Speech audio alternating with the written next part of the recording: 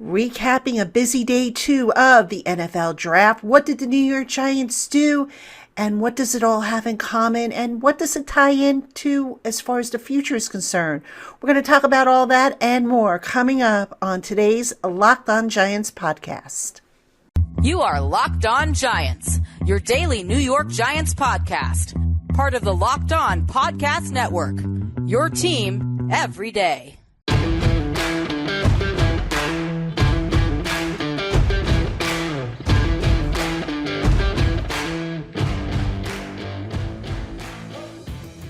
Hello, New York Giant fans, and welcome to another edition of the Locked On Giants podcast, part of the Locked On Podcast family, your team every day. My name is Patricia Traina, and we're coming to you on Saturday. That's right. We're doing podcasts today and tomorrow, all weekend long, as we keep up with the latest coming out of the NFL draft. And the New York Giants completed a very interesting and busy day two of the draft. So we're going to talk a little bit about that. I have some observations, and we'll just roll through it, and as I do all the time, try and give you my best take on what's going on with the New York Giants. Okay, let's start with the second round of the draft. Very interesting round, actually. In that round, the Giants originally had the 36th overall pick. They made two trades down. They traded with the New York Jets, moved down from 36 to 38, picked up an extra fifth round pick. It's going to be pick number 146, which means now the Giants are going to have three picks in the fifth round. Now, when the Giants were due to go on the clock, at that point, at 38, they traded down again with the Atlanta Falcons, and they picked up, they actually moved down 6 spots to 43, picked up pick number 114, which is an extra fourth rounder. So now that gave the Giants, for day three, they have 2 fourth-round picks, 3 fifth-round picks, and 1 sixth-round picks. And please don't let them trade into the 7th round. I don't think they will. I don't think they'll pick up a 7th-round pick, but you never know. I'm hoping they don't. But so anyway, with their second-round pick, it wasn't a linebacker. It wasn't a cornerback. It wasn't a tight end. It wasn't a running back. It was a wide receiver. The Giants took wide receiver Wan'Dale Robinson out of Kentucky. And kind of a surprising pick, if you ask me. Not so much that they made a pick at receiver, because as I've been saying all along, the Giants, Sterling Shepard's not going to be ready to start the season. He's recovering from that torn Achilles that he suffered late last year. But what I found interesting is that Wan'Dale Robinson is very much skill set wise like Kadarius Toney. And the first thing that I think came to everybody's mind is, does this mean that the Daily News report from, I think, a couple weeks ago, in which they reported that the Giants were shopping Kadarius Toney, were true? You know, does that mean that they're looking to move him? Joe Schoen was asked that multiple times during his press conference, one of 2 press conferences he had on Friday night, and both times he said that they are not shopping Kadarius Toney. Now, just to clarify something about that, not shopping, again, doesn't necessarily mean that he's not taking phone calls and listening to offers. It's just that as of now, he hasn't received anything that has made him say, oh yeah, I've got to take this offer. So, you know, it's a matter of semantics, I realize, but I do think Kadarius Toney is going to be on the Giants. You know, Brian Dable also spoke at these pressers, and he said that Toney's really been working his tail off since reporting to the off-season conditioning program, which is good news. The Giants really need him to step up. And you know what? The thought of having 2 slot receivers, which is what Robinson is, you can just imagine the different types of scenarios and alignments that the Giants might want to deploy, one of which is probably going to be having a slot receiver on either side of the formation.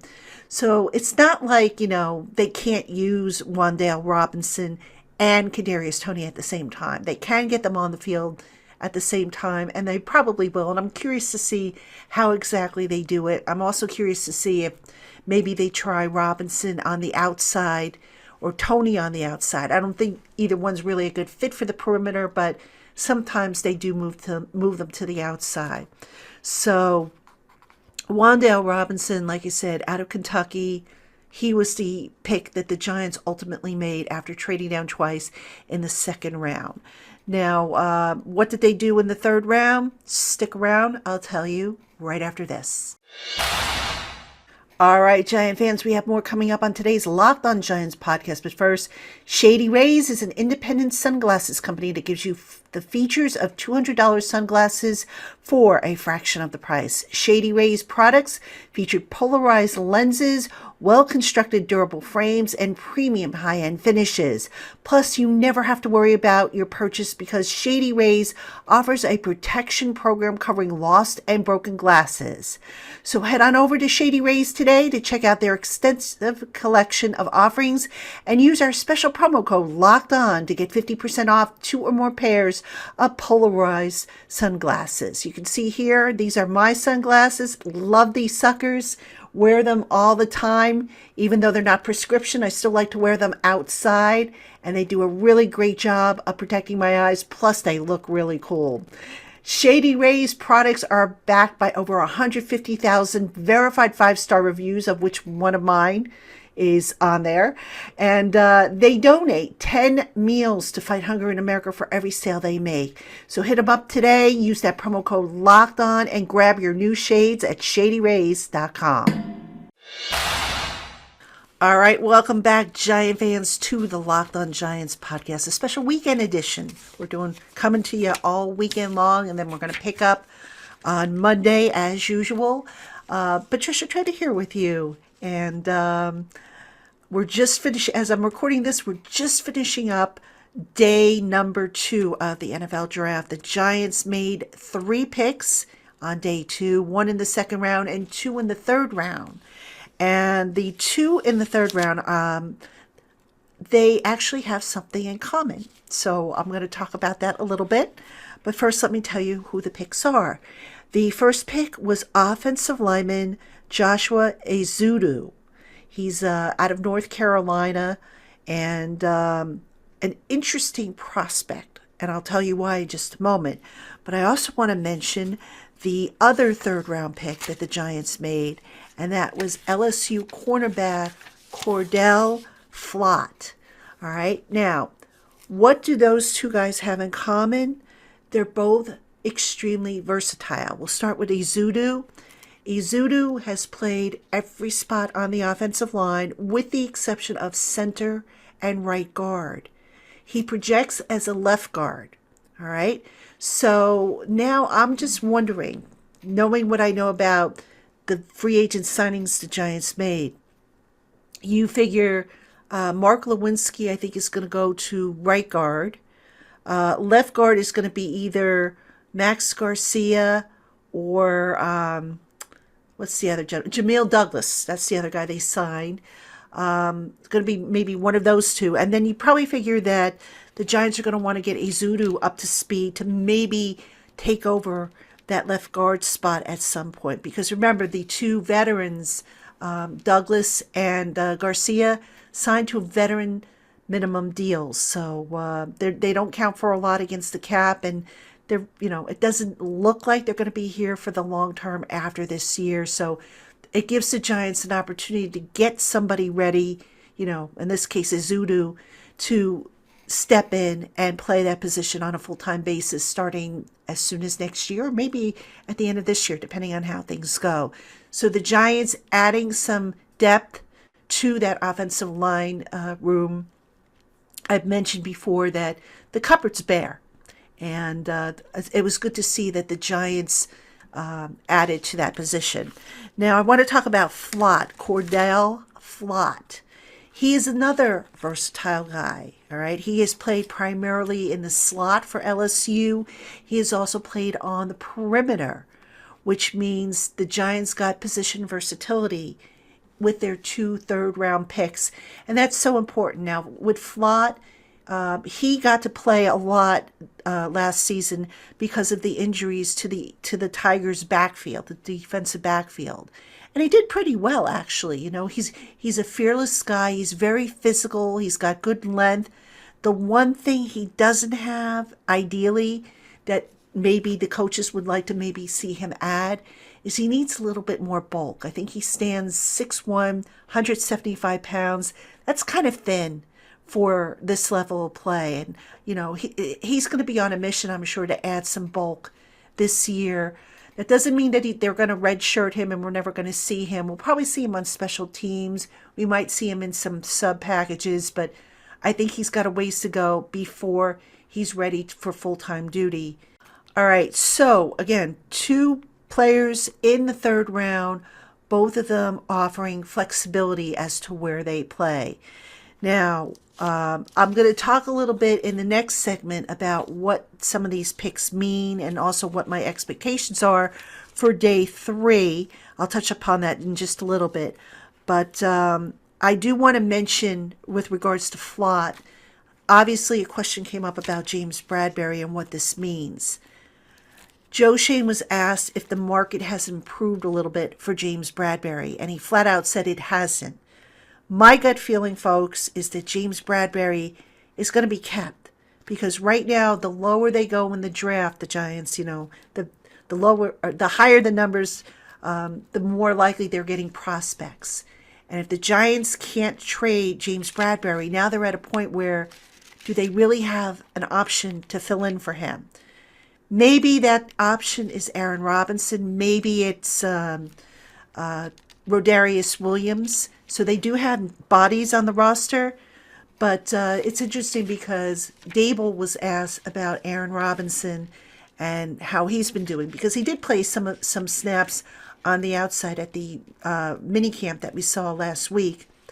And Dable really didn't want to commit. He just said that Robinson's, they're getting to know him, what he does well, and he's come in and he's really worked hard and et cetera, coach speaks. So the Giants would have, I think, options if they move on from Bradberry, but I'm starting to think they might keep him. And the only way they're going to keep him, because let's face it, his base salary is scaring a lot of people off, I think. That and the fact that he's not signed after this year. He has voidable years. A voidable year in his contract. So I'm starting to think the Giants may have to redo that contract, lower that base number, turn it into a salary bonus. And this is a scenario I put on Giants Country in one of the articles about how to lower James Bradberry's number. But what they would do is they could potentially lower it down to the veteran minimum, convert the balance into a signing bonus, and then spread it out over 2 or more years. So he's already on the hook for a voidable year next year. The Giants might have to carry that contract through 2025, if my calculations are correct. They could conceivably end it in 2024, but I think for optimal savings, they may have to go to 2025. So it's a shame, that they would have to carry a contract on the books for a player that's probably not going to be on their roster, but such is the mess that Joe Schoen inherited. So, all right, folks, coming up, I'm going to talk a few more things about expectations I have for day 3 and a few other observations. So stick around. All right, Giant fans, we have more coming up on today's LockedOn Giants podcast. But first, Built Bar is the protein bar that tastes like a candy bar, but without the calories and without the sugar. Most Built Bars contain about 130 calories, 4 grams of sugar, 4 net carbs, and 17 grams of protein, and they taste great. Built Bar offers 9 amazing flavors in nut and nut-free variety, plus a rotating limited-time offering of different flavors that changes up every few weeks. Head on over to BuiltBar.com today and see what their current flavor lineup looks like, and use our special promo code LOCKED15 to save 15% off your first order. That's code LOCKED15 for 15% off at BuiltBar.com. All right, Giant fans, welcome back to the LockedOn Giants podcast. Patricia Traina here with you, and we're going to get ready for day 3 of the draft. It kicks off at noon, so probably maybe by the time you're listening to this podcast, the draft will be underway. It might even be over. So hopefully you still find the information valuable. I'm not going to go too deep into what I expect in this draft, other than I do anticipate the Giants will get a tight end, a running back. I'd like to see them get an extra defensive tackle, if at all possible. Linebacker, I think that ship might have sailed, but we'll see if they add another linebacker. They've got a lot of picks, so they can certainly fill a lot of needs. So what I want to do right now is I want to focus on a few thoughts that I had as the day two was unveiling. And I want to start off with the fact that the Giants haven't yet been able to trade to acquire an extra first-round pick in next year's draft. Now, everybody figured that the Giants would make that a priority because if Daniel Jones does not work out, now they don't have ammunition to trade up if they need to, right? Not so fast, folks. Not so fast. Because we're going to harken back to 2004 when the Giants acquired Eli Manning from the then San Diego Chargers. Now, if you remember, in that draft, the Giants didn't have an extra first-round pick. They gave up a king's ransom to get Eli Manning. And what they ended up doing is they gave up picks in the 2004 draft, and they gave up, I think, 3 picks, if I'm not mistaken, in the 2005 draft. And I say that because in 2005, I distinctly remember the Giants only had 4 picks that year because a lot of the picks they had sent to the Chargers, I'm sorry, it might have been 2 picks or something, but point being is they sent picks from that draft class to the Chargers to get their quarterback. So if the Giants do need to trade up next year, here's what I'm thinking that maybe Shane is thinking. The team is probably not going to make the playoffs this year, which means they should be in relatively good shape in, as far as the draft next year. I don't think they'll be in the top 5. I'm hoping they won't be in the top 10, but I do think they may end up drafting somewhere in the top half of the draft. If they have to get a quarterback, I think what Shane is going to do is he's just going to package up a bunch of picks in next year's draft as well as the following year's draft and to move up to get the quarterback that he wants. And again, it's what the Giants did with Eli Manning. It made sense then, and it kind of makes sense now. And that could also explain why Shane is putting such a priority on loading up on draft picks in what is now a deep class this year. Get as many holes filled as possible, and this way, you don't have to worry if you have to give up a lot of picks next year to move up in the draft. So that's what I think Shane is trying to do in this draft. So it's an interesting strategy if that's indeed the fact. Shane will probably say, look, I'm not worried about next year. I'm worried about this year. He's trying to fill as many holes as possible. And again, it's a very deep class in a lot of spots where the Giants need help. But that's just something to file away. Keep in the back of your mind, should the Giants need a quarterback. All right, now speaking of quarterbacks, there was a rumor earlier in the day before the draft started that the Giants were interested in Liberty cornerback Malik Willis. Willis was selected by the Tennessee Titans, so that rumor, of course, is dead and buried. At this point, if the Giants do take a quarterback in the draft, a developmental quarterback, and I'd be very surprised if they do, although I could see the logic for that. I mean, I don't think they will, but I can see them doing it because they have the extra draft picks. That guy's just going to be kind of like a developmental prospect, sort of like how Jake Fromm was for the Bills when Joe Shane was with Brandon Beane up there in Buffalo. So anyway, I think the Giants are kind of set at quarterback. Let's see what Daniel Jones does in this offense. If he falters, they've got Tyrod Taylor on board, and they can adjust that contract. They also have Davis Webb. Davis Webb is going to be kind of like a player coach, so it's going to be interesting to see what he brings to the table. And then, like I said, if the Giants do take a quarterback with one of these extra picks, it'll be a developmental guy, maybe somebody who they'll stash on the practice squad. All right, Giant fans, that is going to do it for this edition of the LockedOn Giants podcast. I want to thank you for tuning in. As always, make sure you keep it here all weekend long. I'll have video shorts after each round. I'll have another podcast, and then we'll roll right into the new week, knowing what the Giants have and having a better idea of what they might be planning to do. So thanks for tuning in, and we'll catch you again tomorrow.